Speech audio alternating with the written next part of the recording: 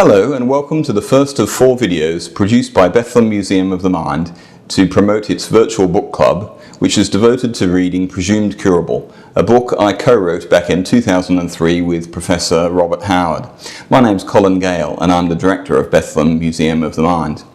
Robert Howard and I wrote Presumed Curable to highlight the experiences of some of Bethlem Hospital's late 19th century patients, and we used the hospital's historical medical records, which are contained and cared for by the museum for that purpose.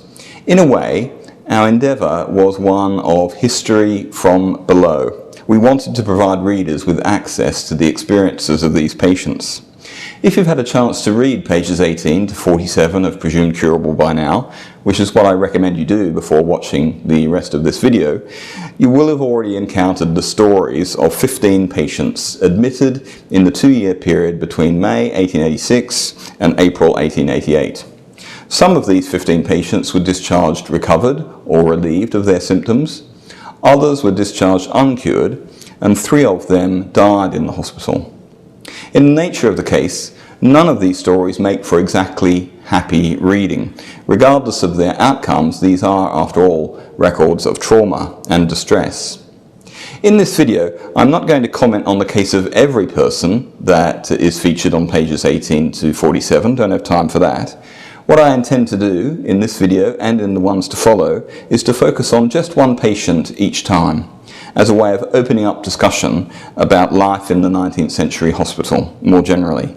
I'll choose one patient who was discharged recovered, one who was discharged uncured, one person who was seen by the hospital but was refused admission, and one person who died in the hospital. Broadly speaking, these are the 4 possible outcomes of attending Bethlem Hospital in the 19th century. However, I wouldn't want to leave anyone with the impression that each of these outcomes was equally likely. For the last half of the 19th century, Bethlem claimed a recovery rate that hovered between 50 and 60%, a discharged uncured rate of between 30 and 40%, and a death rate that usually stayed in single percentage points.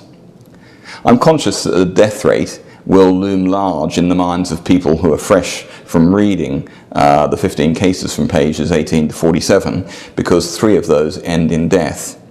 But I should add that at least half of the deaths at Bethlem in the late 19th century, and 2 out of the 3 in those pages 18 to 47, came about as a result of neurosyphilis, a neurological condition which was untreatable at the time and was termed general paralysis of the insane, or GPI for short.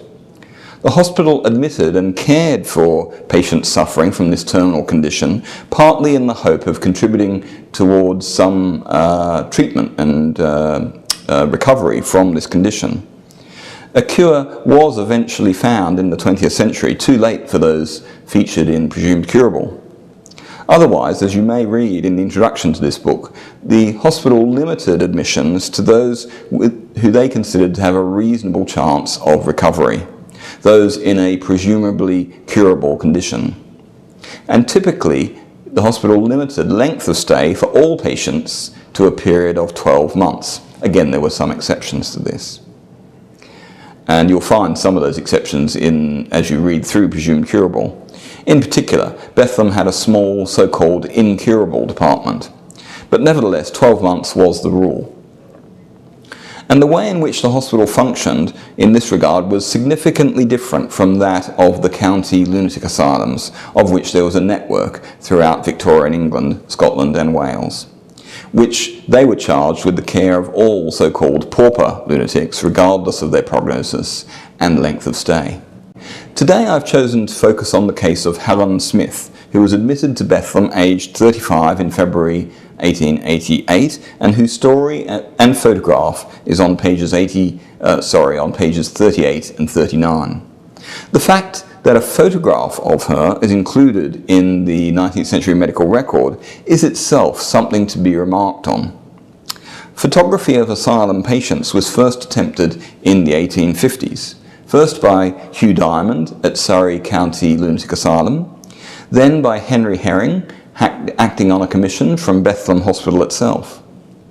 These early photographs were portraits rather than mugshots, intended to document the physiognomy of insanity, and in the case of the Herring portraits, possibly also to document the success of Bethlem's therapeutics as they saw it. One of Henry Herring's photographs is featured in the introduction to Presumed Curable. Then in the early 1880s, the scientist Francis Galton took a series of photographs of Bethlem patients and also Hanwell Hospital patients. These head and shoulders pictures were taken in pursuit of Galton's interest in the physiognomy of insanity and in the development of the pseudoscience of eugenics. Helen Smith was a patient at Bethlem at that time, and the photograph that Galton took of her also features in the introduction to Presumed Curable. And then in the late 1880s, at a time when photographic equipment was still expensive but is beginning to be bought and used by amateurs, in Bethlem's case the clinical assistants or junior doctors at Bethlem, they start to photograph patients in a rather non-systematic, episodic way, possibly in an attempt to support diagnostic practice, to help doctors spot at a glance the difference between melancholia and mania, say, or dementia and delirium. But whatever their intentions, what they unwittingly achieved was an enhancement of the ability of the written record to support the imaginative construal of Bethlem's late Victorian patient population on the part of later generations. Today we can not only read the story of Helen Smith and others like her, we can see her face and even begin perhaps to imagine ourselves in her shoes. Naturally, there are limits to this. The most obvious limit is that her Bethlem record is an account written by a third party, sometimes unsympathetic, that covers just 1 year of her life, which, for all we know, might have been the most traumatic year of her life. The record is over 140 years old and no longer has the quality of medical confidentiality, but her experiences still ought to be treated with respect and sensitivity. It has to be said that Helen Smith's experience as a patient at Bethlem Hospital was initially one of restraint and confinement. It makes for difficult reading. On page 39, for instance, she was noisy, incoherent and violent, and spent long periods of time confined in a padded room where she tore up her bedding and her clothes before being put in strong canvas clothing and gloves that were locked on at the wrist. The use of these forms of restraint had been discontinued at Bethlem and elsewhere back in the 1850s as a result of the non-restraint movement that swept the country at that time. And their reintroduction a few decades later was controversial, as you can read on page 9 of Presumed Curable. That balance, or that pendulum swing between freedom and constraint in mental health care, remains a matter of controversy today. And right now I'm sitting in a part of the Museum of the Mind that highlights this issue in a classic Lloyd loom chair that I think you can just barely see. And believe it or not, Lloyd loom chairs were standard issue in Bethlem's isolation rooms of the 1930s, and with sections of historic padded cell and the door here behind me. Back in 1888, Bethlem's annual report sounded a defensive note about the use of restraint, arguing that it was used only sparingly at times of crisis to prevent self-harm and suicide, and that those subjected to it often made very speedy recoveries. Well, that wasn't exactly the way things worked out for Helen Smith. She did improve to the point of being allowed to dress in her own clothes, not wear restraining gloves, or spend time in padded rooms after 5 weeks, and she was photographed in her own clothes in April 1888. But after that, there was little change recorded in her condition over the following year into 1889, other than the positive desire expressed on her part to assist with daily ward work. She must have been improving, however, because she was not discharged on the 12-month anniversary of her admission. but stayed 1 month more before being transferred to Whitley, which was Bethlem's convalescent unit in the Surrey countryside, where she stayed for 6 weeks until returning to London to be formally discharged, recovered. Of course, this brief account of Helen Smith's stay at Bethlem Hospital leaves many questions unanswered. In particular, it's natural to wonder precisely how she recovered, and also what happened to her after her discharge.